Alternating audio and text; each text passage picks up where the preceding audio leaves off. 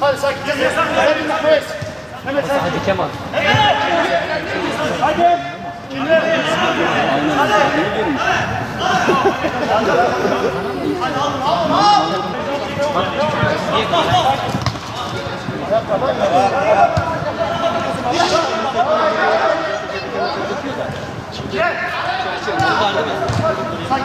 Abi şimdi ne olur ne olmaz. Hadi arasın. Olur abi olur. Sıkıntı yok. Aferin. Aferin.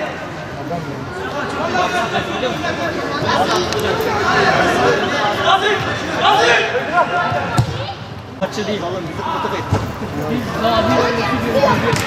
Bir de patlamıyormuş, ikisi de rezil ediyormuş. Kamera çekiyor. İkisi patlamıyormuş, biri patlamıyormuş. Aynen. Şey böyle yapıyormuşuz, yırtıyormuş. Bir defa öyle olmuştu bir yer düğünde. Bir düğünde ben hatırlıyorum, birileri öyle yaptı. 3 tane falan patladı. Helal olsun. Ben bu vesileyle öncelikle Esenyurt İlçe Gençlik Kollarımızın tertip etmiş olduğu bu turnuvadan dolayı son derece onur duydum ve bu turnuvada emeği geçen her bir gönüllümüze, özellikle de ilçe başkanımıza, ilçe gençlik kolları başkanlığımıza hasreten teşekkür ediyorum.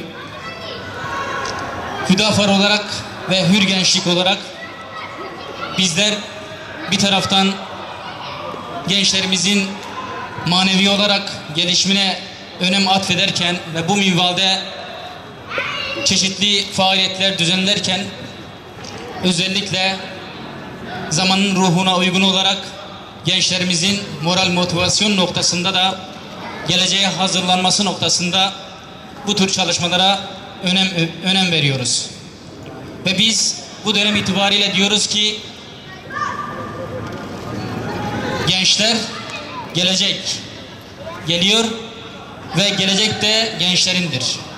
İnşallah nasıl ki bugün bazı insanlar toplumdaki gençlere bakarak toplumun geleceğini okuyor ve gelecekte kendilerine bir paye biçiyorsa biz Hüdafar olarak inşallah gençlik çalışmalarımızdan yola çıkarak ve daha değişik sahalardaki çalışmalarımızdan, çocuklarımızın geleceğinden, gençlerimizin geleceğinden ümit varız ve bu minvalde inşallah diyoruz gelecekte bu topluma bu gençler bir şekilde yön verecek, siyasetinde de aktif bir şekilde yerini alacaktır inşallah.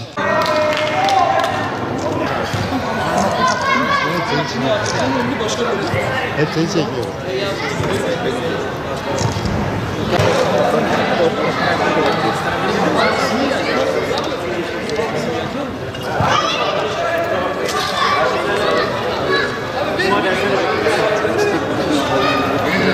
Çabuk. Adam dağıtıyor yapıyor. Doğru değil. Beyaz abi diyor cuma dersine de bekliyor.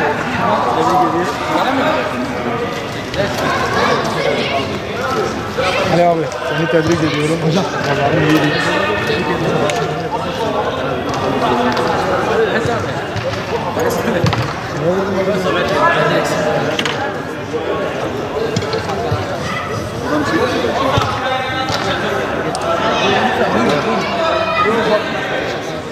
Var abi.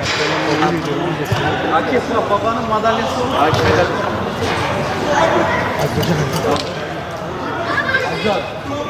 Oldu mu?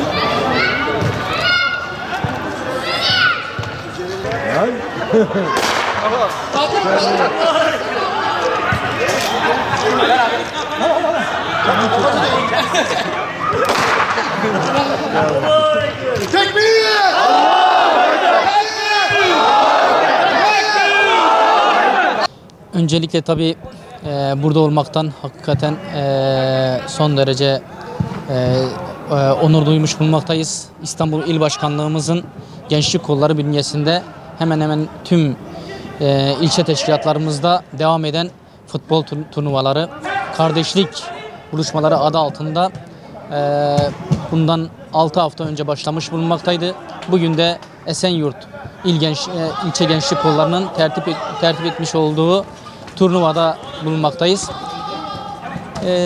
Tabii biz Hüdapar olarak hakikaten bu dönemi biz gençlerin dönemi olarak nitelendirdik ve özellikle gençliğin çalışmalarını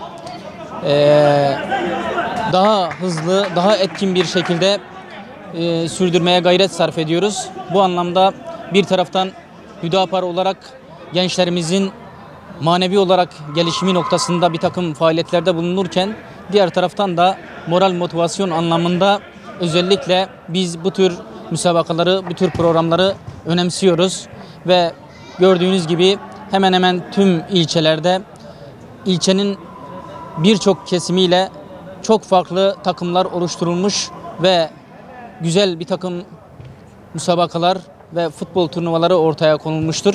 Bu futbol turnuvalarla biz inanıyoruz ki Hür Gençlik olarak belli bir süre sonra ilçenin birçok farklı kesimiyle buluşacağız ve inşallah hem parti olarak, parti gençliği olarak çok güzel çalışmalara da imza atacağız.